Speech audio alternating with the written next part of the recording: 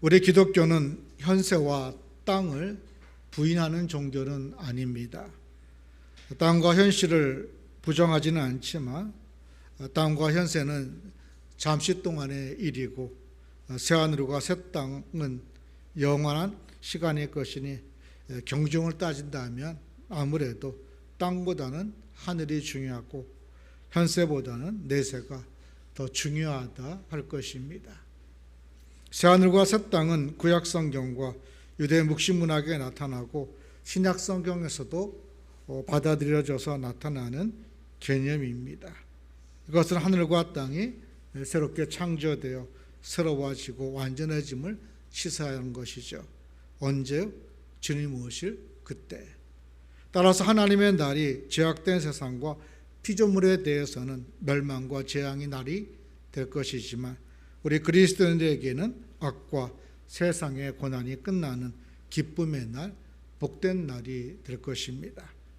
성경에 보면 하나님은 우리를 위하여 새하늘과 새 땅을 다시 만드신다라고 말씀하셨어요. 예수님은 우리를 위하여 그 처소를 다 예비하면 우리를 그곳으로 부르시겠다라고 말씀하셨어요. 하나님이 부르시며 우리는 이곳을 떠나 그곳으로 가야만 합니다. 이곳을 떠남이 곧 죽음인 것이죠.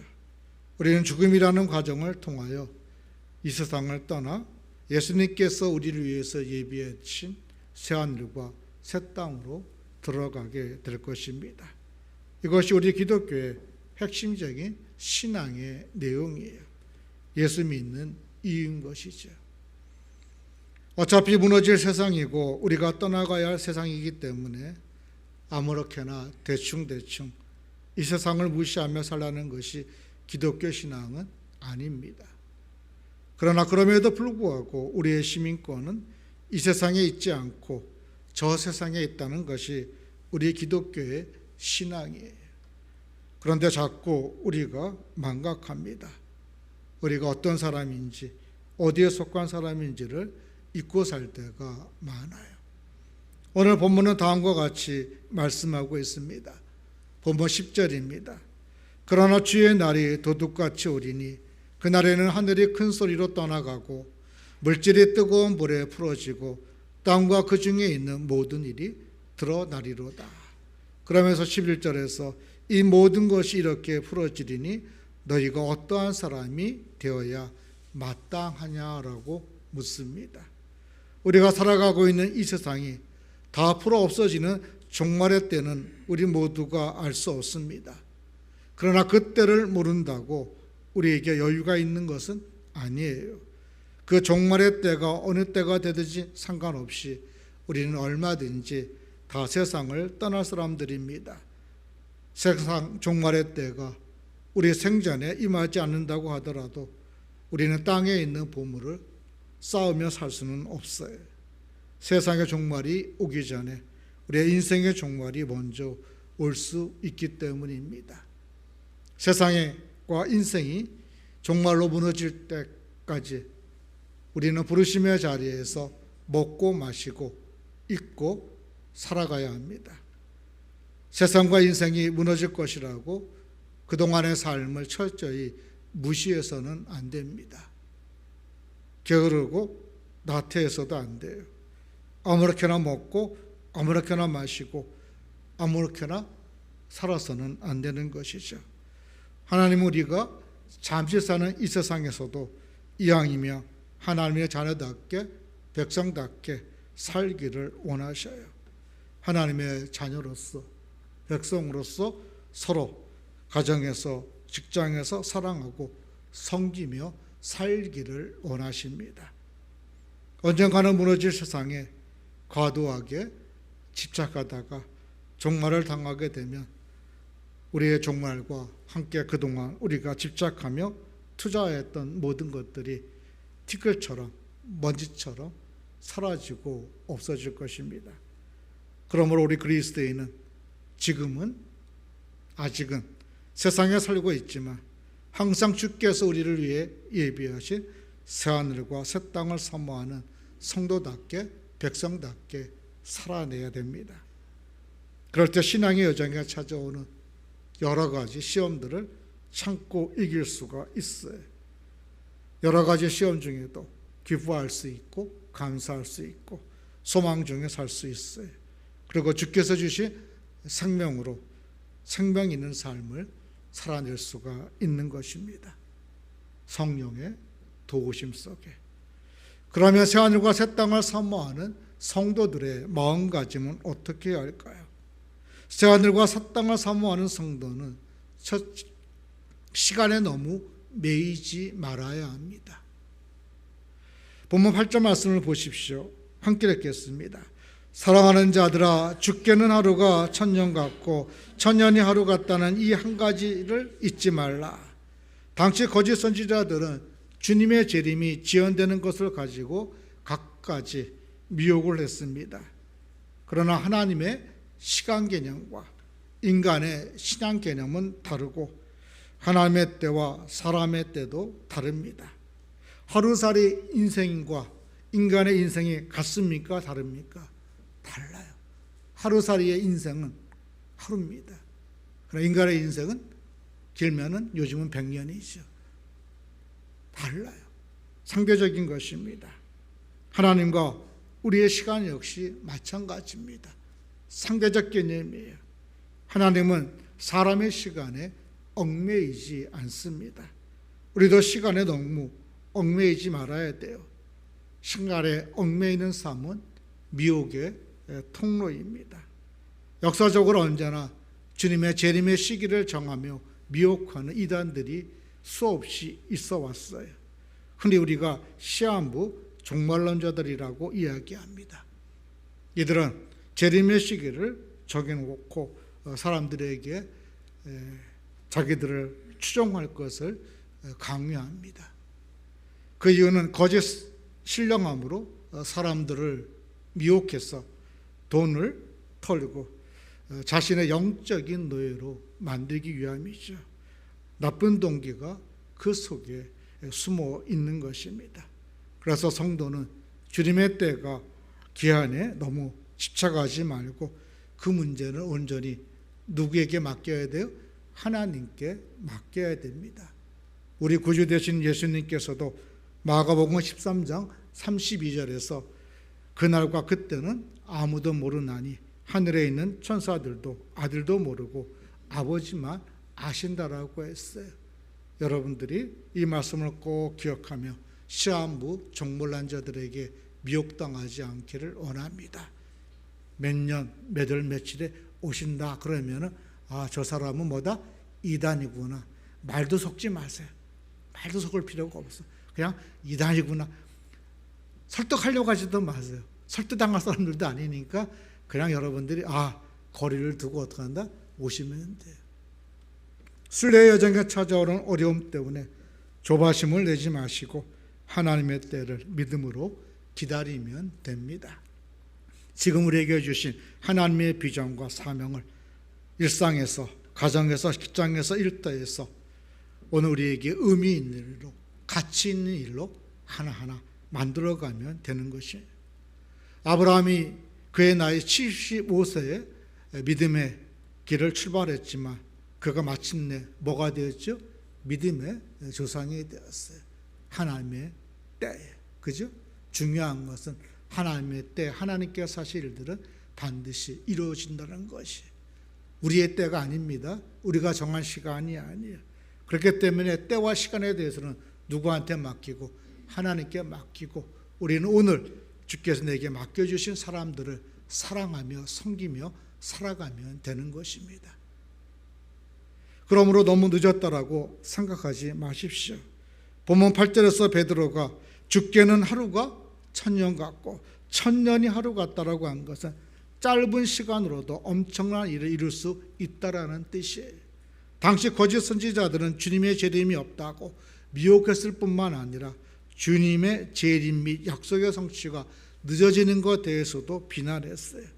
그러나 주님의 약속의 성취가 늦어지는 것은 주님의 약속이 잘못되었거나 주님의 능력이 없어서 그런 것은 아닙니다. 오히려 주님이 오래 찾고 계시다라는 증거죠. 하나님의 오래 참으심에 대해 우리의 성도도 오랜 기다림으로 응답해야 됩니다. 주님이 참으시는데 우리는 어떻게 해야 돼요? 우리도 참고 기다려야 되는 것이죠. 주님의 재림이 늦어지는 것은 하나님의 오래 참으심 때문입니다. 하나님께서 왜 오래 참으실까요? 심판의 끔찍함을 잘 아신 하나님이 아무도 멸망하지 않고 다 회개에 이르기를 원하시기 때문이에요. 다른 이유는 없습니다. 심판이 주는 비극을 누구는 아셔요? 하나님은 아셔요. 그래서 아무도 멸망하지 않고 회개에 이르기를 기다리시는 거예요. 결국 주님의 재림이 늦어지는 것은 하나님의 태만과 거짓의 표시가 아니라 하나님의 사랑과 자비의 표시입니다. 에녹은 무드셀라를 낳은 후 300년 동안 하나님과 동행했습니다. 창세기 5장 22절에 보면 에녹이 무드셀라를 낳은 후 300년 동안 하나님과 동행했다는 기록이 나옵니다. 왜 무드셀라를 낳은 후 이런 변화가 생겼을까요? 무드셀라라는 이름을 보면 알 수 있습니다. 무드셀라라는 이름의 뜻은 내가 죽으면 쏟아진다라는 뜻이에요. 내가 죽으면 쏟아진다.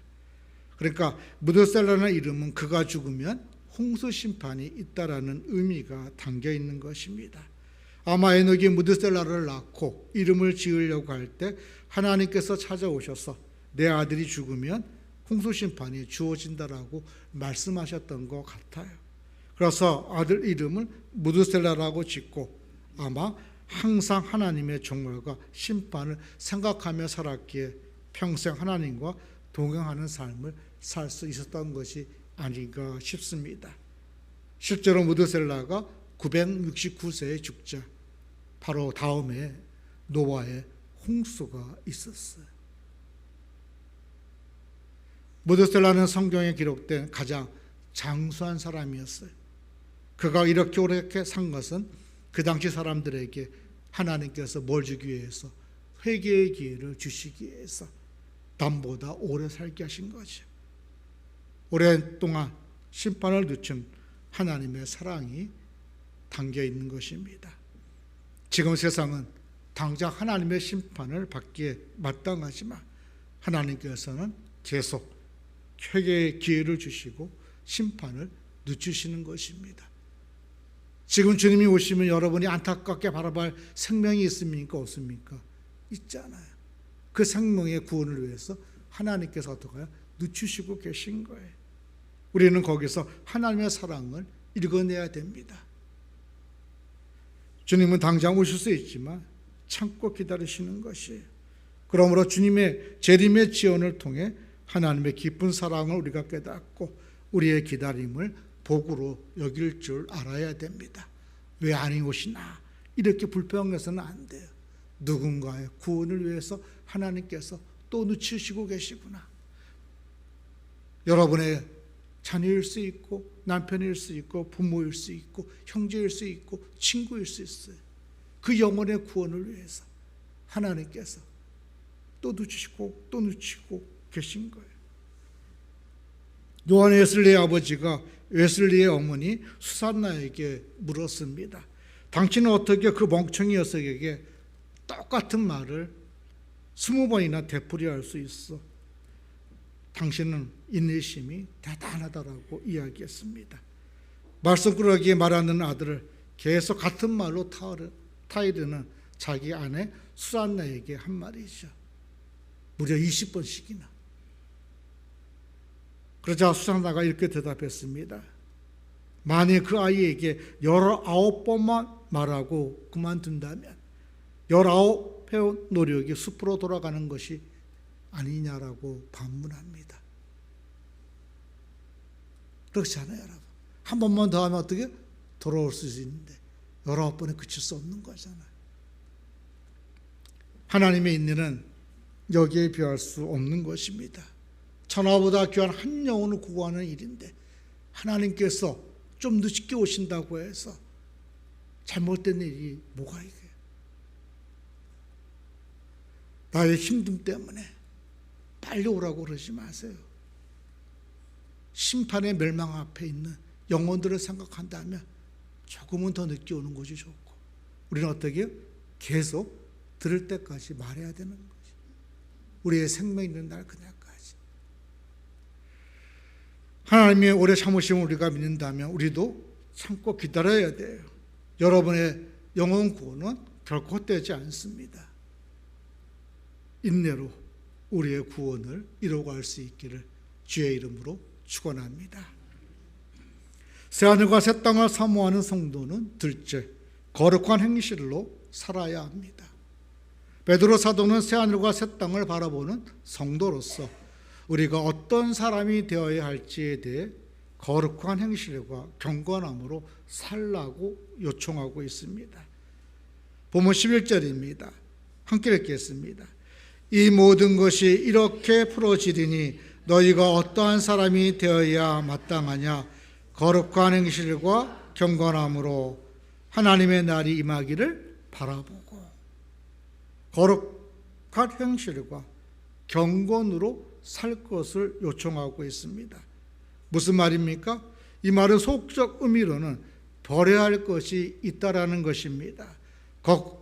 적극적인 의미로는 가야 할 길이 있다라는 의미예요. 새하늘과 새 땅을 사모하는 성도 여러분, 혹 여러분이 아직도 버리지 못한 것이 무엇입니까? 끊어야 하겠다라고 생각하면서 끊지 못한 일이 무엇입니까? 고쳐야겠다라고 생각하면서 아직도 고치지 못한 것이 있다면 이제는 고쳐야 됩니다. 끊어야 합니다. 버려야 돼요.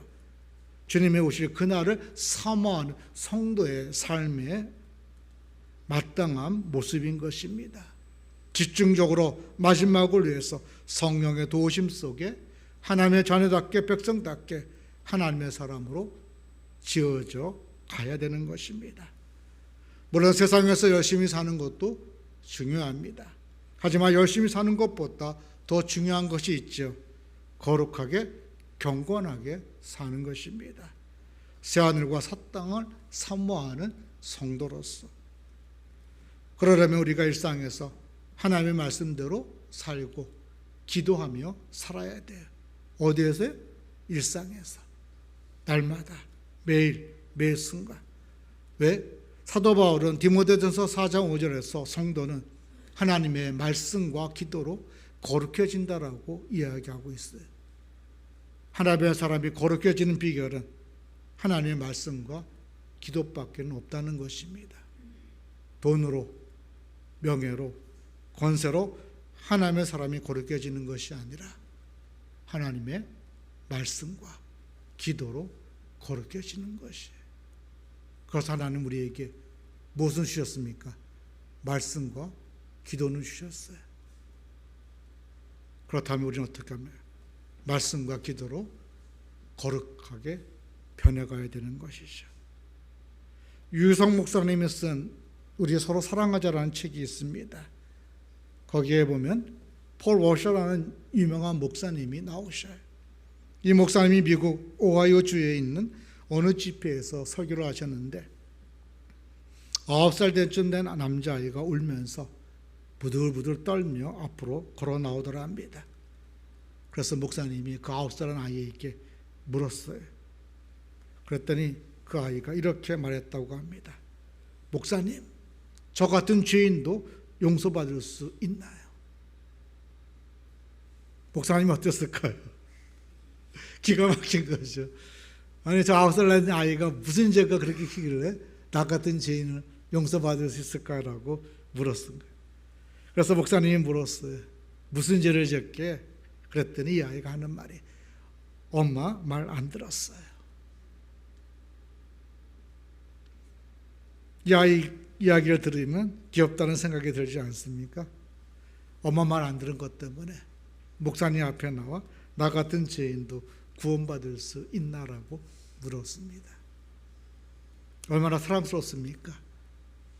우리 서연이나 우리 진학교 아이들이 나와서 그런다면 어떻겠어요? 그러나 폴 워셔 목사님은 그러나 성령께서 그 아이에게 역사하시는 것을 느꼈다고 합니다. 성령님이 그 아이를 통해 그 집회에 나와 있는 사람들에게 말씀하시고자 했던 것들을 그 아이를 통해서 말씀하신 거죠. 이게 살아있는 예배입니다. 새하늘과 새 땅을 사모하는 성도로서 우리는 항상 거룩한 행실과 경건함으로 살아야 돼. 베드로 사도는 베드로전서 1장 15절에서 오직 너희를 부르신 거룩한 이처럼 너희도 모든 행실에 거룩한 자가 되라고 말씀했어요. 그리고 베드로전서 2장 9절에서 이렇게 말합니다. 너희는 택하신 족속이요 왕같은 제사장들이요 거룩한 나라요 그의 소유된 백성이라고 이야기하시면서 그의 기한 밑에 들어가게 하신 이의 아름다운 덕을 선전하게 하려 하심이라고 우리의 부르심의 목적에 대해서 말씀하고 있어요. 그리고 베드로후서 1장 5절로 7절에서 이렇게 말씀합니다. 우리 베드로후서 1장 5절로 7절 함께 보시겠습니다. 신약성경 384쪽입니다. 저와 여러분이 교독하시겠습니다. 그러므로 너희가 더욱 힘써 너희 믿음의 덕의 지식을 함께 읽겠습니다. 경건의 형제우애를 형제우애의 사랑을 더하라. 그리고 이제 어떻게 해야 한다는 거예요? 새하늘과 새 땅을 바라봐야 된다는 거예요. 본문 13절입니다. 우리는 그 약속대로 의가 있는 것인 새하늘과 새 땅을 바라보는도다. 오늘 잘 사는 사람은 내일을 준비하며 사는 사람입니다. 주님이 언제 오실지 알 수 없어요. 도둑같이 임하실 주님을 기억하면서 허락하신 일상에서 거룩한 행실로 살아야 돼요. 하나님도 오늘 우리가 회개하고 돌아오기를 기다리고 계십니다. 사랑하는 성도 여러분, 주님은 반드시 재림하십니다. 약속을 지키실 거예요.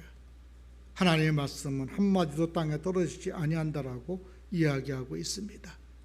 비록 세상이 혼탁한 세상 속에 있지만, 우리 눈에 보이는 것들이 우리를 유혹하고 있지만, 우리는 하나님께서 주신 말씀을 붙잡고 주님 오실 그날까지 거룩한 백성답게 자녀답게 살아내야 될 책임이 우리 모두에게 있는 것입니다. 라인홀드 니버라는 신학자가 있습니다. 그분이 기도를 통해서 이렇게 하나님 앞에 기도했어요. 하나님이여, 내가 바꿀 수 없는 것을 평온하게 받아들이는 은혜와 내가 바꿀 수 있는 것을 바꾸는 용기를 주옵소서. 무엇보다도 저 둘을 분별할 수 있는 지혜를 우리에게 허락하여 주시옵소라고. 우리 안에 하나님의 말씀이 충만하여 영적 분별력을 가지고 살아갈 수 있기를 원합니다. 심히 영적으로 혼탁한 세상에 있어요. 무엇이 옳고 그른지 분별하기가 목회자인 저도 쉽지 않습니다. 하느님 여러분도 쉽지 않겠죠. 그렇게 우리는 날마다 하나님의 말씀을 묵상해야 돼요. 그리고 성령의 인도하심을 위해 기도해야 됩니다. 그래서 생명 있는 삶을 살 것인지 결단해야 돼요. 세상은 방향보다 속도를 부추깁니다. 특히 한국 사회가 그런 것 같아요. 지금은 돈 벌 때다. 돈 벌고 나중에 예수 믿으면 되지 뭐. 이렇게 생각하지 마시기 바랍니다. 성도는 속도보다 방향을 따라 살아가는 사람들이에요. 속도는 중요하지 않아요. 방향이 중요해요. 예수님 가신 그 길을 따라가면 여러분은 마침내 주께서 예비하신 새하늘과 새 땅에 이르게 될 거예요. 그러나 여러분이 그와 상관없는 길을 가게 되면, 세상 길로 가게 되면 주님과 멀어지게 될 것입니다. 혹 잠깐 살아갈 세상의 부와 명예와 권세 때문에 성령이 오늘 내게 말씀하시는 것들을 부인하고 내 뜻대로 내 생각대로 살아오셨다면 회개하시기 바랍니다. 그리고 주님께서 원하시는 거룩을 위해 살 수 있기를 원합니다. 거룩하신 예수님께서 친히 우리의 뭐가 되어주셨죠? 친구가 되어주셨고 등불이 되어주셨어요. 그렇다면 우리도 거룩한 행실로 세상에 등불이 되고 또 세상의 소외자들의 친구가 되어야 될 사명이 우리에게 있는 것입니다. 오늘 여러분들이 친구가 되어주고 등불이 되어줘야 될 사람이 누구인지 돌아보는 한 주가 될 수 있기를 주의 이름으로 축원합니다. 새하늘과 새 땅을 사모하는 성도는 셋째, 하나님의 날이 임하기를 간절히 사모해야 합니다. 본문 12절입니다. 함께 읽겠습니다. 하나님의 날이 임하기를 바라보고 간절히 사모하라. 그날에 하늘이 불에 타서 풀어지고 물질이 뜨거운 불에 녹아지려니와. 사단이 거짓 선자를 통해 시한부 종말론을 내세우는 것은 두려움과 급박성을 우리에게 심어서 우리들의 마음을 흔들어 놓고 우리의 돈과 우리를 영적 노예로 만들기 위한 것이에요. 그러나 그 이상의 사탄의 치밀한 고도의 전략적 목적이 있습니다. 무엇보다도 그것은 성도들의 믿음을 약화시키고자 하는데 그 목적이 있어요. 거짓 예언자가 시한부 종말론을 주장했다가 틀리면 어떻게 됩니까? 성도들이 실망해서 믿음을 버리거나 종말 신앙에 속았다가 빠져나오는 사람들로 인해 가지고 어떡합니까? 종말 신앙이 약화되어 버려요. 우리나라가 그걸 많이 경험했잖아요. 그지? 이장님 씨 같은. 그래서 종말론에 시끌시끌했다가 그거 끝나고 나서 어떻게 됩니까? 주님의 재림에 대해서 얘기도 못 끝내게 됐어요. 오히려, 그죠? 시한부 종말론자를 통해서 사단이 노리는 것은 우리로 하여금 뭘 갖게 하지 못한 데 있어요? 종말론적 신앙을 갖지 못하게 하는데 그 목적이 있어요. 그러나 신앙인들에게 있어서 종말론적 신앙이 없다면 그것은 잘못된 것입니다. 시한부 종말론은 위험한 것이지만 종말론적 신앙은 기독교인에 있어서 반드시 가지고 있어야 신앙이에요. 그때와 그 신을 알 수 없지만 다시 오실 주의 날을 생각하면서 하나님께서 내게 맡겨주신 일들을 잘 감당하는 것, 이것은 성도들이 가져야 할 마땅한 삶의 모습인 것입니다. 비록 우리의 삶 속에 비바람, 폭풍과 친다 할지라도 우리가 그 소망이 있다면 좌절하거나 절망하지 않고 포기하지 않을 것입니다. 다시 오실 주의 날을 사모하면서 끝까지 견딜 수가 있는 것이죠. 본문 12절 하반부와 말씀과 13절 말씀을 한번 보십시오. 그날에 어떤 일이 생기는지. 그날에 하늘이 불에 타서 풀어지고 물질이 뜨거운 불에 녹아지려니와. 우리는 그의 약속대로 의가 있는 곳인 새하늘과 새 땅을 바라본 상상할 수 없는 하나님의 심판이 온 세상 가운데 임하게 될 것입니다. 그러나 구원받은 하나님의 성도는 그날 하나님께서 우리를 위해서 예비하신 새하늘과 새 땅을 경험하게 될 것이에요. 그러므로 오늘 잠시 잠깐 살아갈 이 땅에서 우리가 주께서 맡겨진 사명을 위해 살아갈 수 있기를 원합니다. 기다릴 사람이 있고 기다릴 것이 있다는 것은 행복의 중요한 조건입니다. 그죠? 여러분 로또 사면 기분 좋습니까? 나쁩니까? 기분 좋잖아요. 일주일이 행복하다 그러더라고요. 발표하는 날은 짜증나지만은 그래도 또 산대요. 일주일이 행복하대요. 기다림의 대상이 좋은 것이며 행복감은 커질 수밖에 없는 것이죠. 그 대상이 사랑하는 사람이나 예수님이라면 그 행복감은 더욱 커질 것입니다. 성도는 예수님을 기다리면서 장차 하나님의 나라에 있을 일들을 생각하며 오늘에 감사하며 기뻐하며 살아가는 것이 성도의 삶이에요. 비록 비바람 폭풍과 치고 있지만 그 속에서 하나님 나라에 내게 주실 그 은혜들을 바라보면서 감사할 수 있는 것이 성도인 것입니다. 생명 가진 자의 모습인 것이죠. 사랑하는 여러분, 현재 나의 모습 때문에 여러분들이 좌절하거나 절망하지 마시기 바랍니다. 세상에서 가장 강한 힘은 하나님의 사랑이잖아요. 오늘 여러분이 이 자리에 있게 되는 거 하나님의 사랑 아닙니까? 바울사도는 나의 나됨이 하나님의 은혜라고 이야기합니다. 그래서 그가 세상의 모든 것들을 배설물로 여기면서 이 복음을 위해 살 수 있었다라고 얘기해. 그런 바울도 자신이 받은 은혜가 너무 커서 교만하지 않도록 주어진 육체의 가시를 떠나게 해달라고 하나님 앞에 3번씩이나 기도했지만 들어주셨어요? 안 들어주셨어요? 안 들어주셨어요. 그렇다면 그 가시는 어떻게 합니까? 품고 가는 거예요. 가시가 있기 때문에 우리 인생이 꺾이지 않는 거예요. 그걸 보여줘야 할 책임이 가시 찌르는 자에게 있는 것입니다. 상처 입은 치유자로 우리가 서 있는 것이에요.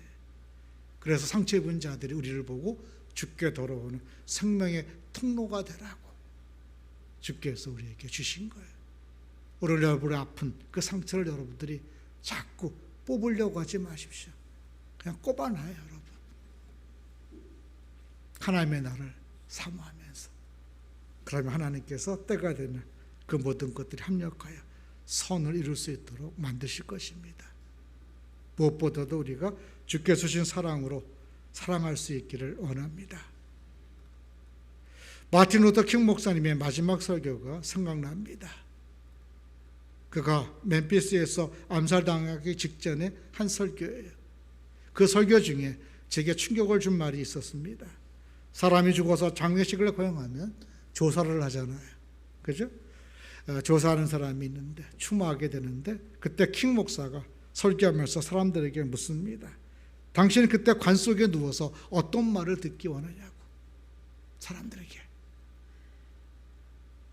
킹 목사가 이렇게 물었으니까 사람들이 가만히 있었어요. 그리고 자신은 이러한 질문을 받으면 이렇게 말하겠다라고 얘기합니다. 그는 모든 사람을 사랑한 사람이다. 주님은 어떤 사람입니까? 우리 예수님은 모든 사람을 사랑한 사람이에요. 나의 거룩 때문에 미워한 사람이 아닙니다. 내 거룩이 훼손될지라도 어떻게? 사랑했어요. 우리 민들레지구청 교회가 사랑하는 사람들이 모인 교회가 되기를 원합니다. 서로의 부족함과 연약함이 수치가 되지 않고 나의 아픔으로 끌어안고 기도의 제목이 되는 교회. 그래서 하나님의 위로와 평강이 날마다 있는 교회. 거기가 천국 아닐까요? 우리가 갈 천국. 그 천국을 꿈꾸는 우리 모두가 될 수 있기를 주의 이름으로 축원합니다. 기도하시겠습니다.